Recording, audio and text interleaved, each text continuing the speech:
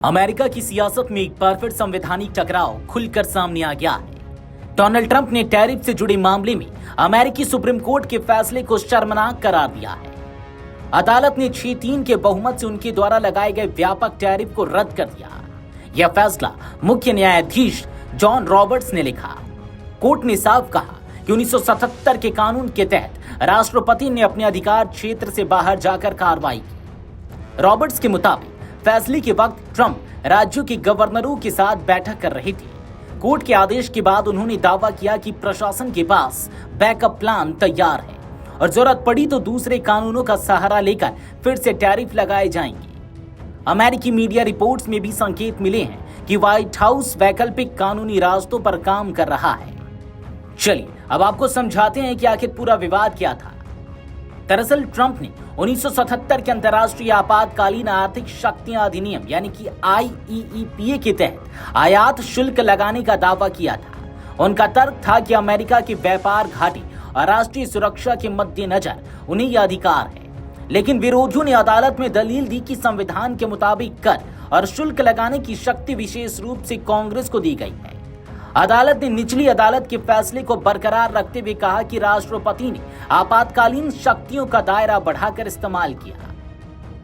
अब ऐसे में सवाल उठता है कि आखिर ट्रंप के पास अब क्या विकल्प है। विशेषज्ञों का मानना है कि ट्रंप के पास अभी भी कुछ कानूनी रास्ते मौजूद हैं। उदाहरण के तौर पर 1974 के व्यापार अधिनियम की धारा 301 के तहत अमेरिका लंबे समय से अनुसूचित व्यापार प्रथाओं के खिलाफ टैरिफ लगाता आया है। ट्रंप ने अपने पहले कार्यकाल में चीन पर इसी धारा के तहत शुल्क लगाया था। हालांकि इसके लिए अमेरिकी व्यापार प्रतिनिधि को पहले जांच करनी होती है और आमतौर पर सार्वजनिक सुनवाई भी करनी पड़ती है। इसके अलावा 1974 के ही कानून की धारा 122 राष्ट्रपति को असंतुलित व्यापार की स्थिति में 150 दिनों तक 15% तक टैरिफ लगाने की अनुमति देती है। खास बात यह है कि इसके लिए पूर्व जांच जरूरी नहीं है, लेकिन इतिहास में इस प्रावधान का उपयोग शायद ही कभी किया गया है। व्यापार कानून की प्रोफेसर कैथलीन क्लॉसिन का कहना है कि टैरिफ पूरी तरह खत्म होने की संभावना कम है। उनके मुताबिक राष्ट्रपति अन्य कानूनी शक्तियों का इस्तेमाल कर मौजूदा टैरिफ ढांचे को दोबारा स्थापित कर सकते हैं। विवादित टैरिफ का दायरा बेहद व्यापक है। इनमें खरबों डॉलर का वैश्विक व्यापार प्रभावित हुआ। 14 दिसंबर तक अमेरिकी सरकार ने लगभग 134 अरब डॉलर की वसूली की थी। वॉशिंगटन पोस्ट के अनुसार टैक्स फाउंडेशन का अनुमान है कि ट्रंप के व्यापार युद्ध के चलते 2025 में हर अमेरिकी परिवार पर औसतन $1100 का अतिरिक्त बोझ पड़ सकता है।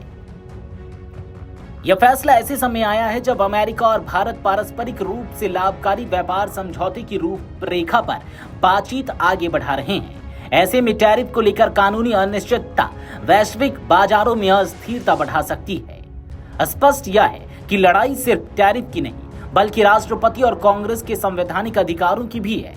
ट्रंप का बैकअप प्लान कितना कारगर होगा, यह आने वाले दिनों में अमेरिकी राजनीति और अर्थव्यवस्था की दिशा तय करेगा।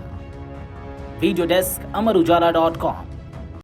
अगर आप ये वीडियो YouTube पर देख रहे हैं तो हमारे चैनल को सब्सक्राइब कर बेल आइकन दबाएं और Facebook पर देख रहे हैं तो हमारे पेज को लाइक करें।